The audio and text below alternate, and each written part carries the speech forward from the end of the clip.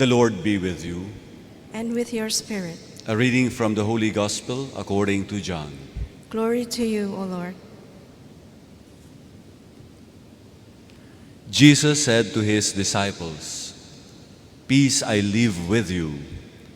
My peace I give to you. Not as the world gives, do I give it to you. Do not let your hearts be troubled or afraid. You heard me tell you, I am going away, and I will come back to you. If you loved me, you would rejoice that I am going to the Father, for the Father is greater than I. And now I have told you this before it happens, so that when it happens, you may believe. I will no longer speak much with you, for the ruler of the world is coming. He has no power over me, but the world must know that I love the Father, and that I do just as the Father has commanded me." The Gospel of the Lord. Praise to you, Lord Jesus Christ. Please be seated. The gift of the risen Lord is peace. That is what we read in today's Gospel. But what kind of peace? If we want to understand that, if we want to understand what kind of peace the Lord is giving, we must pay attention to the manner that it is being given. And the manner that the peace of the Lord is being given to His friends is through tribulation, through trials and difficulties. And we read that narrative, we read that account. The story is told us also today in the first reading that we read from the Acts of the Apostles. Right from the start of the story, St. Paul was being stoned and dragged out of the city. Imagine that.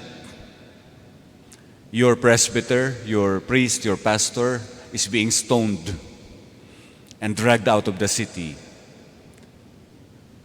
That is the situation they were experiencing.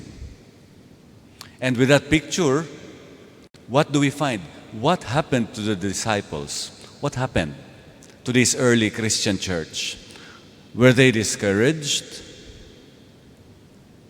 Did they tell one another, let's stop this? Let's stop proclaiming Jesus? This is what is happening to us. Was that the story?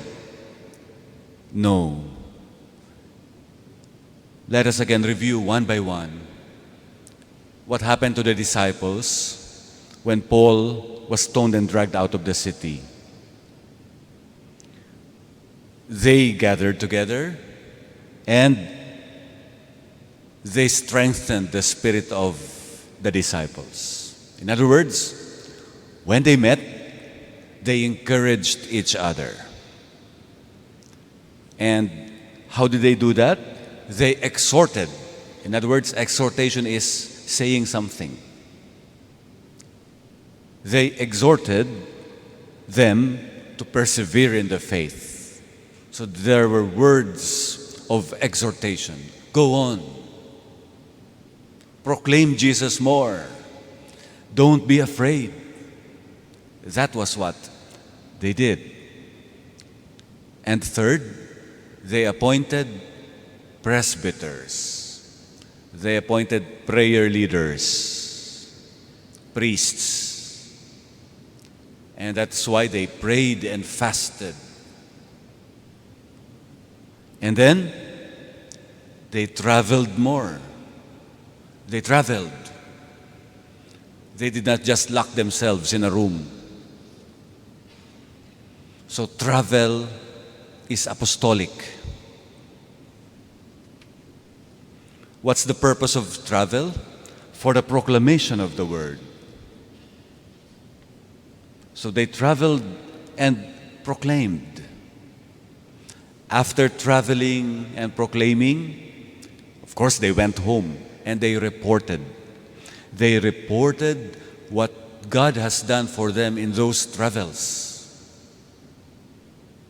Last but not the least, they spent no little time together.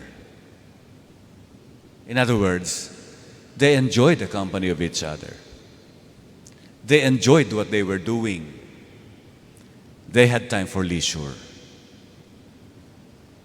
My dear friends, these are what the disciples did in response to difficult life. They were not deterred.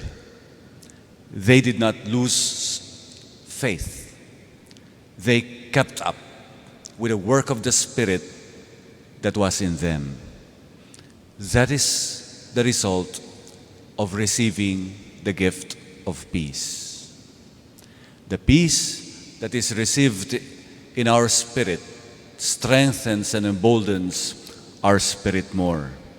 That is why in the responsorial psalm, which we could make our own, which we could make our prayer as we receive Jesus in the Eucharist today, is this: your friends make known, O Lord, the glorious splendor of your kingdom.